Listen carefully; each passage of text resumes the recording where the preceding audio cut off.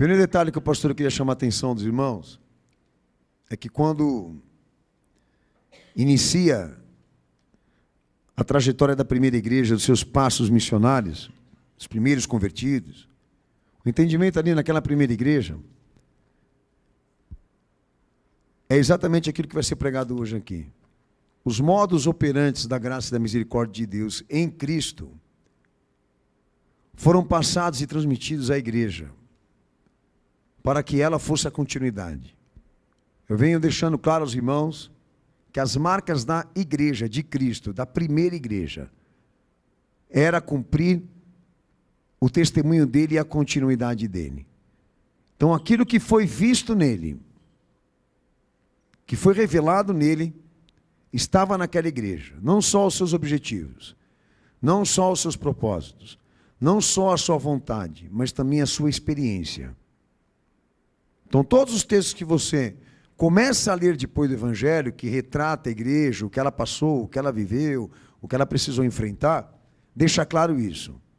Os atributos de Cristo estão ali, na experiência daquela igreja e no que ela vivia. Por isso o entendimento é, a autoridade dele estava lá, não só para regimentar a fé, mas para uma comunhão de experiências. Ok? Então, é inevitável que essas marcas não sejam vistas ali. Aí eu costumo dizer que essa igreja ela é um modelo, a primeira igreja ela é um modelo de igreja e governo que deve ser usada de comparação e exemplo para aquelas que vieram depois. E se a gente for fazer os levantamentos do que essa igreja viveu, do que os primeiros cristãos cumpriram, de como eles serviram a Cristo naquela época, nós vamos chegar na conclusão que não existe mais igreja. E quando eu falo igreja, não digo templo, digo comunidade. Não existe mais igreja, não existe mais convertidos e crentes como aqueles. Pastor, o senhor está se incluindo nisso? Você não tenha dúvida. Você vê Jesus para mim, hoje é fácil. Não era como eles. Eu não cheguei nem aos pés daquela igreja, não. Mas eu reconheço, e você? Você se contenta com o que você é? Então falta um pouco do quê? De consciência e reflexão. Então muita coisa que o pastor eu vou tratar hoje aqui, na experiência de Paulo como cristão e obviamente como apóstolo, deixa esse detalhamento de experiências no ministério dele e na caminhada de fé dele, que foi irresistível, que foi inevitável.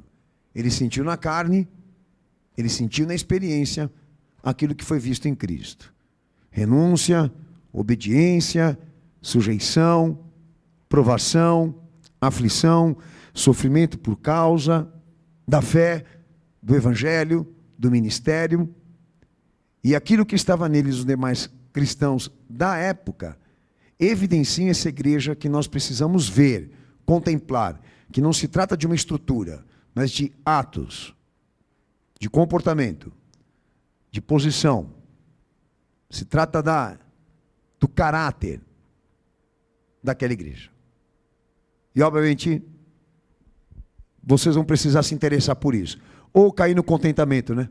Achar que o que você é suficiente. Então, o primeiro ponto que o pastor eu queria entrar no texto do irmão, do nosso irmão Paulo, quando ele identifica um tal espinho na carne, que ele usa essa expressão, e uma possível experiência dolorosa que ele estava passando, e aí indicam a uma dedução de que fosse uma enfermidade que ele estava sendo alvo. Né? Por quê? Porque ele cita em Gálatas 4, verso 3 ao 14, a gente vai até ler esse texto, dessa possibilidade dele realmente estar doente, dele estar enfermo. Tá? Eu lembro aos amados irmãos que não há nada que prove 100% que era realmente isso que ele estava transmitindo aqui nesse momento de 2 Coríntios capítulo 12. Mas é importante ressaltar, vamos lá. E vós sabeis que primeiro vos anunciei o evangelho estando em enfermidade da carne, e não rejeitastes nem desprezastes isso que era uma tentação na minha carne. Antes me recebestes como um anjo de Deus, como Jesus Cristo mesmo. Ok? E ele descreve que esta situação dolorosa da qual ele estava sofrendo, que isso veio a ele como um mensageiro de Satanás, para impedi-lo de que ele se exaltasse. Quando ele entra nessa frase, ele está deixando claro o quê? Que aquela situação dolorosa, eu não quero me voltar para a figura do maligno, tá? Mas me voltar exatamente para isso. Que quando ele entra no mérito do que ele estava sofrendo e estava doendo para ele deixa em evidência o quê? Que Deus deixou ele passar por aquela humilhação. Que aquilo que estava acontecendo com ele foi permitido por Deus.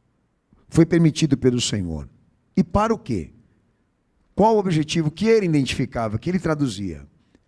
Para que ele mantivesse humilde. Para que ele se mantesse humilde. E aí vem o primeiro detalhe dessa questão. De que em algum momento ali, tudo que ele operava pelo nome de Jesus no seu ministério viesse a ser para ele um instrumento de exaltação própria. Pode, para alguns até sobe para a cabeça. Alguns acham que tem poder, ou é dotado de certo poder, que não é bíblico. Aqui é um primeiro detalhe. A autoridade que estava sobre ele e sobre os demais apóstolos não era própria, não era controlável, não era dirigível. Por quê? Porque ele estava exatamente sofrendo de uma coisa, possivelmente enfermidade, da qual ele estava sendo insuficiente para curar ele mesmo. Já há outros que ele serviu a Cristo com esse interesse de restauração e cura, alcançaram graça, mas ele não teve para ele mesmo. Há uma autoridade aqui entre nós aqui que possa ser controlada? Não. Eu provo o que eu estou falando aqui. Não existe nenhum poder que Jesus tenha confiado à igreja para ela fazer com a fé o que ela quer. A autoridade é dele, os meios apropriados de operar graça e misericórdia ele definiu, e tudo aqui acontece mediante a aprovação dele e avaliação dele. Se alguns de vocês aqui acreditam que exista uma autoridade em nós, da parte de Cristo, que a gente possa usar em nosso benefício, você é maluco, você é louco. Porque o pentecostalismo enraizou isso. Deu endereço para o poder de Deus, para o derramamento do Espírito Santo, a igreja, o endereço, o CEP, a inscrição e o CNPJ. Aqui não é possível, o poder é a fé. A abertura da operação de Deus mediante sua graça e misericórdia vem por meio de concessão. Fato. Todos ali eram delegados pela autoridade de Cristo e ninguém possuía autoridade própria. Então olha só como que as coisas são interessantes. Pode ser que Jesus faça alguma coisa hoje aqui e ao mesmo tempo também não. E se ele não fizer, o questionamento aqui é esse. Alguma coisa está errada aqui. Ou ele não quis fazer. Essa autoridade e esse controle de autoridade que estou falando aqui, é muito importante você entender exatamente essa lei aqui, da obediência. Deus faz se Ele quer. Ele faz se Ele quiser. E nem eu, nem você estamos em posição de questionar isso. Porque estamos aqui de favor. Então, se Ele não quiser fazer, não sou eu, nem você, que vai exigir isso, ou até acreditar que nós vamos empurrá-lo a fazer. Então, foi o que aconteceu com ele.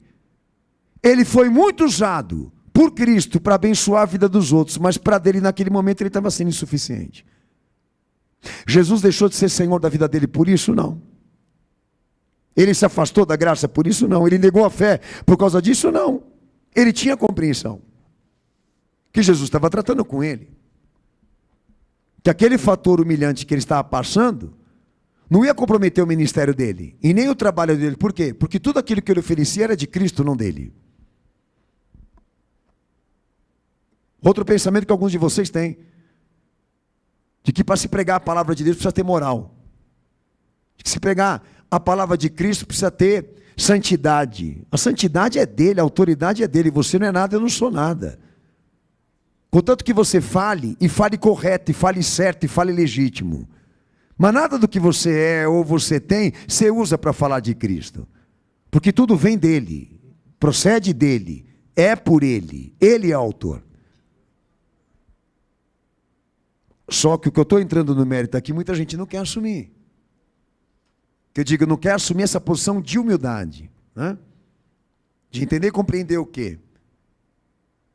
Que precisa ser aguardado, esperado do Senhor, qual a orientação, qual o momento, qual o procedimento, que não é na hora que a gente quer, não é como a gente quer, não é como a gente ora, não é como a gente pede.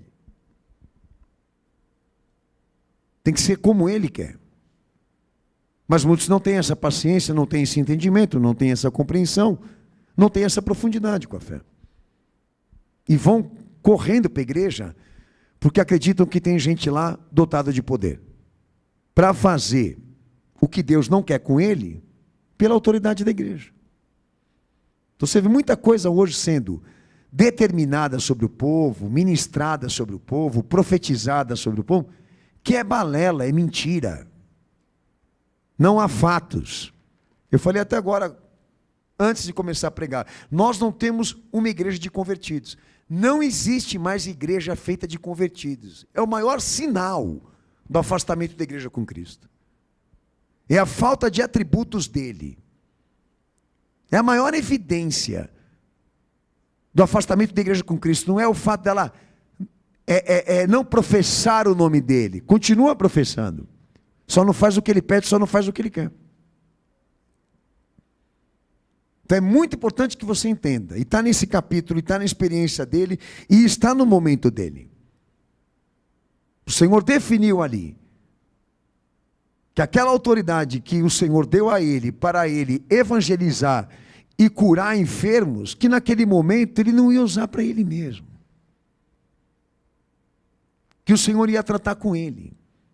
E todos nós aqui estamos suscetíveis a esse tipo de trato, de discipulado, de certo cuidado do Senhor com a nossa experiência.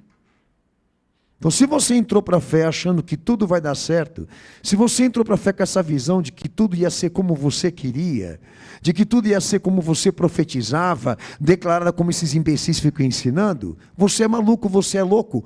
E detalhe, você tende um dia a não querer mais ouvir sobre fé, de tamanho ao fracasso que o diabo vai gerar na tua vida, exatamente por acreditar que a autoridade de Cristo pode ser controlada pela igreja e pelo líder. Dá uma salva de palmas para o teu Senhor.